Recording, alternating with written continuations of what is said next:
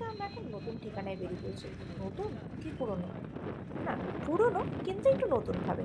কালীঘাট মন্দির, হ্যাঁ তোমরা সবাই জেনে থাকো কলকাতার বিখ্যাত একটা প্লেস যেটা কালীঘাট মন্দির। মা খুব জাগ্রত এখানকার, তো সেখানেই চলে গেছিলাম। কিন্তু এ কি, এ তো পুরোই চেঞ্জ। শুনেছিলাম কিছুদিন আগে ভিডিও কিছু ক্লিপ আসছিল আমার কাছে, কিন্তু আজকে গিয়ে দেখার পরে পুরো শকড।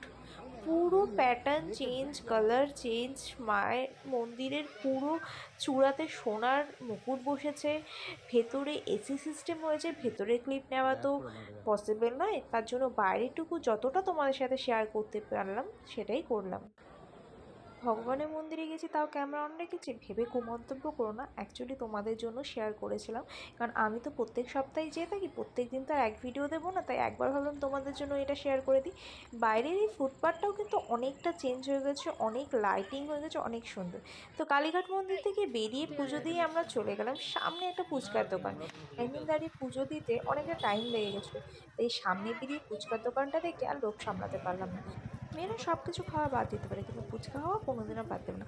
তোমরাও যদি আমার সাথে একমত হয়ে থাকো আমাকে কিন্তু কমেন্ট বক্সে জানিয়ে দিও। তোমরা কতগুলো ফুচকা একবারে খেতে পারো আমাকে কিন্তু কমেন্ট বক্সে জানাতে ভুলবে না। দেরি না করে একবার কিন্তু কালীঘাট ঘুরে এসো। ফুচকা সেরেই চলে গেলাম আইসক্রিমের দোকানে, সামনেই দাঁড়িয়ে ছিল আইসক্রিমের দোকান। তো এইভাবে ঠেলায় দাঁড়িয়ে আইসক্রিম আমি আজকে অনেকদিন পর নিচ্ছি। তো ফার্স্ট এখন চুজ করা হচ্ছে কোনটা নেব। সবাই যে যার মতো নিজের আইসক্রিমগুলো চুজ করে নিচ্ছে। এবং এই দেখো,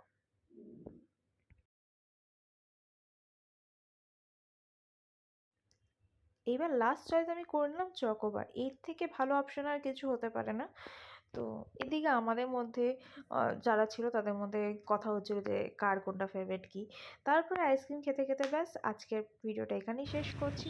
বাড়ির জন্য রওনা দিলাম। ভিডিওটা ভালো লেগে থেকে লাইক শেয়ার কমেন্ট করে দিও। আর প্লিজ সাবস্ক্রাইব করতে একদমই ভুলবে না। Bye bye.